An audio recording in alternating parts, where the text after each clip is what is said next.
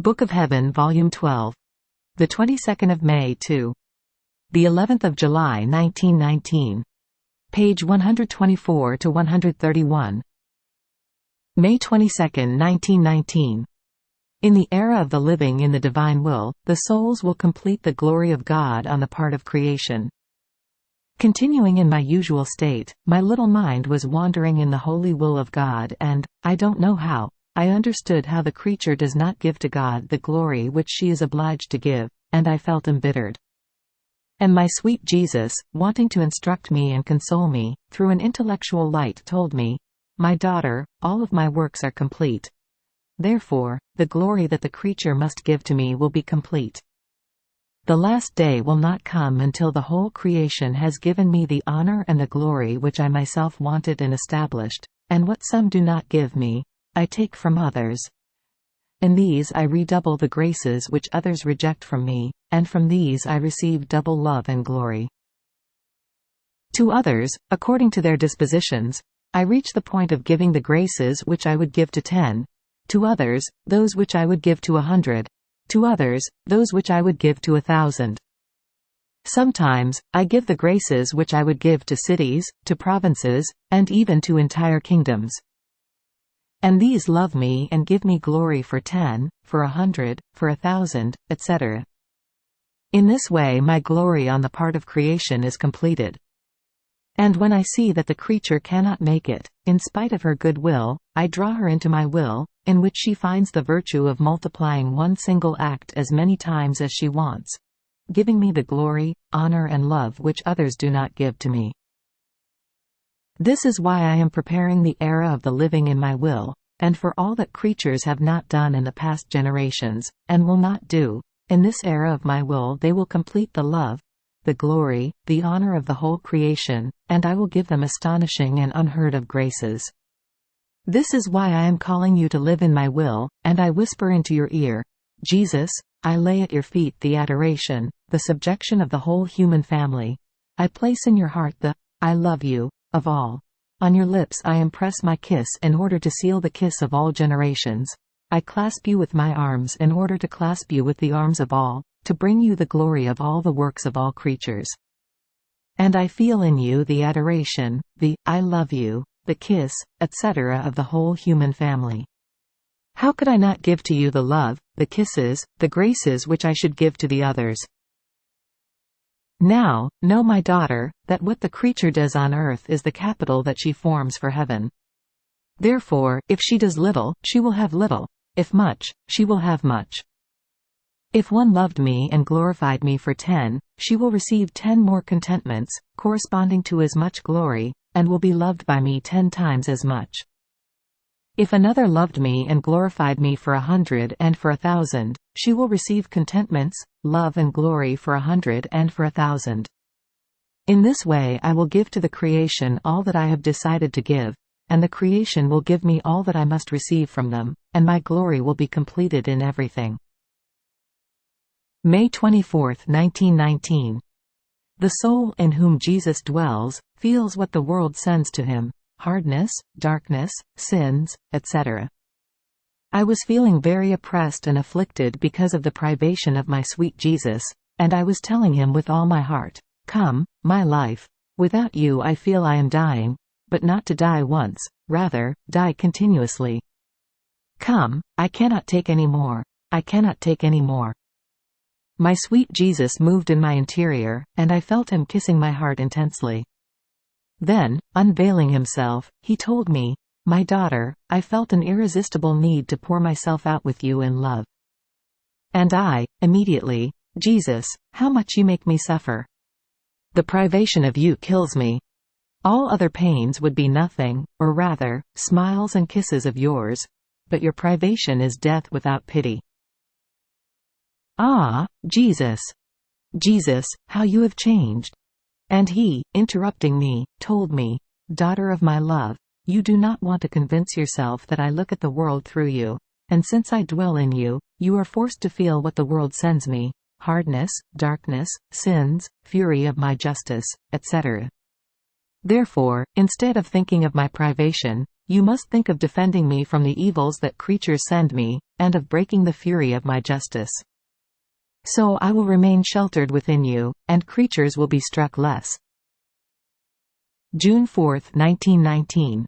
In order for redemption to be complete, Jesus was to suffer injustice, hatred, mockeries, and since the divinity was incapable of giving him these pains, this is why he suffered the passion from the hands of creatures on the last of his mortal days. I was thinking about the passion of my always lovable Jesus, especially when he found himself under the storm of the scourges, and I thought to myself, when did Jesus suffer more, in the pains which the divinity made him suffer during the whole course of his life, or on the last day from the hands of the Jews? And my sweet Jesus, with a light which he sent to my intellect, told me, "My daughter, the pains which the divinity gave me surpass by far those which creatures gave me, both in power and in intensity, multiplicity and length of time. However, there was not injustice or hatred, but highest love and accord on the part of all three divine persons in the commitment which I had taken upon myself to save souls at the cost of suffering as many deaths for as many creatures as would come out to the light of creation, and which the Father had granted to me with highest love.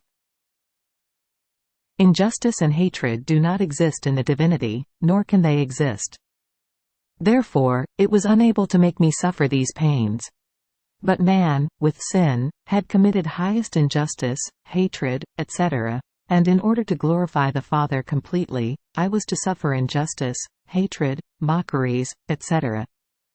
This is why, on the last of my mortal days, I suffered the passion on the part of creatures, in which the injustices, the hatred, the mockeries, the revenges and the humiliations that they used against me were so many as to render my poor humanity the opprobrium of all, to the point that I did not look like a man.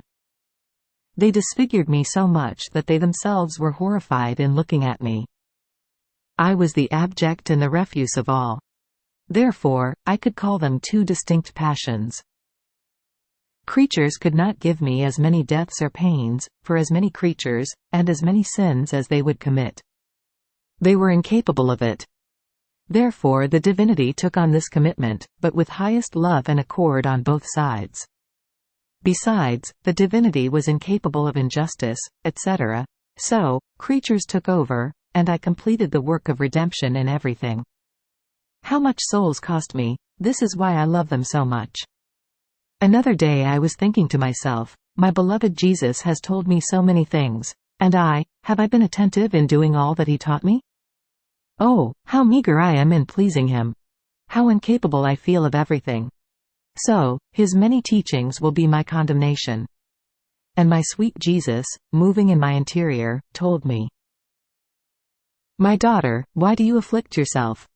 The teachings of your Jesus will never serve to condemn you. Even if you did only once what I have taught you, you would still place a star in the heaven of your soul.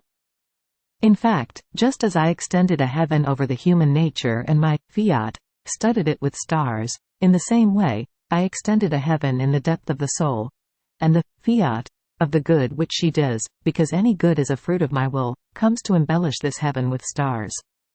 Therefore, if she does 10 goods, she places 10 stars in it.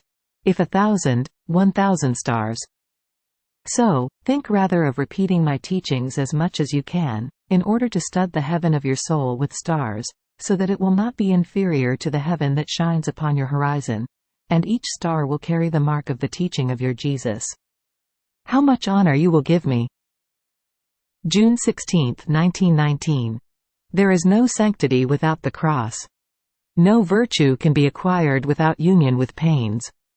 I was thinking in my interior, where are the pains that my sweet Jesus had told me he would let me share in, while I am suffering almost nothing? And my always lovable Jesus told me, "My daughter, how you deceive yourself. You calculate the physical pains, I calculate physical and moral pains. Each time you have been deprived of me, it was a death that you felt, and I felt I was being repaired for the many deaths which creatures give themselves through sin, and you took part in the many deaths which I suffered. When you were feeling cold, that was another little death you felt, and you shared in the coldness of the creatures, who would want to cool my love. But my love, triumphant over their coldness, absorbs it into me, to feel the death of their coldness, and I give to them more ardent love.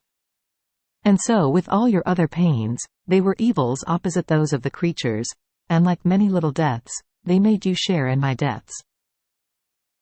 And then, don't you know that my justice suspends your pains, when it is forced by the evil of peoples to pour out new chastisements? Evils will be so grave as to be horrifying. I know that this is a pain for you, but I too had the same pain.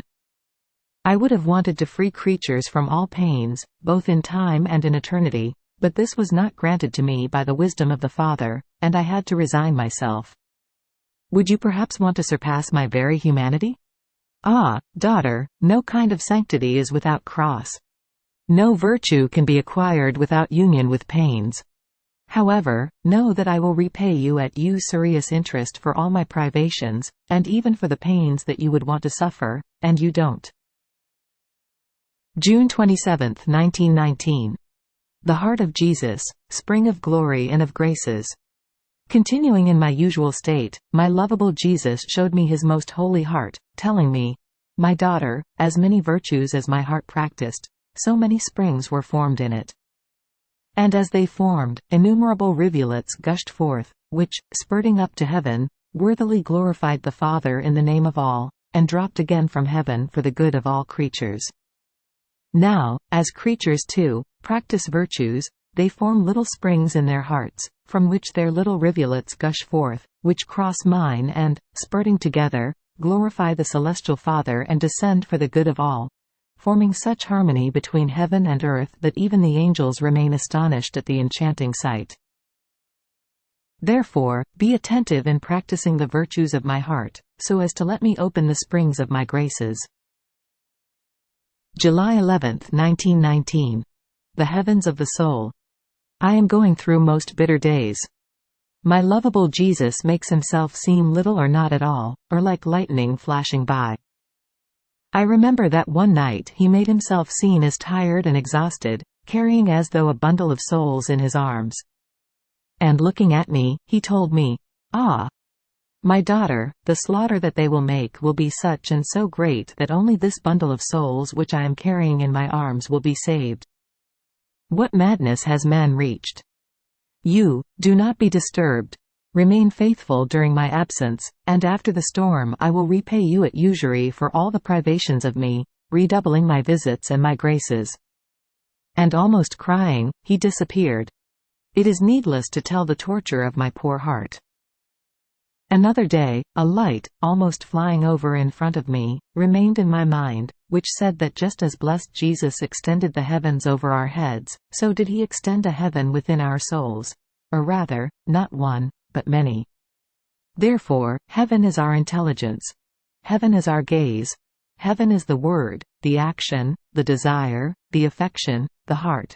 With the difference, however, that the external heaven does not change, nor do stars increase or decrease, while the heavens of our interior are subject to mutations. Therefore, if the heaven of our mind thinks in a saintly way, as thoughts are formed, stars, suns and beautiful comets are formed as well, and as our angel sees them formed, he takes them and places them in the heaven of our intelligence. And if the heaven of our mind is holy, the gaze is holy, the word, the desire and the heartbeat are holy. Therefore, the gazes are stars, the word is light, the desire is comet that extends, the heartbeat is sun, and each one of the senses adorns its own heaven. On the other hand, if the mind is evil, nothing beautiful is formed. Rather, such darkness spreads as to obscure the other heavens. So, the gaze sends flashes of impatience. The word thunders with blasphemies. The desires cast lightnings of brutal passions. The heart unleashes from its womb a devastating hail over all the works of the creature. Poor heavens, they are obscure. How pitiful they are!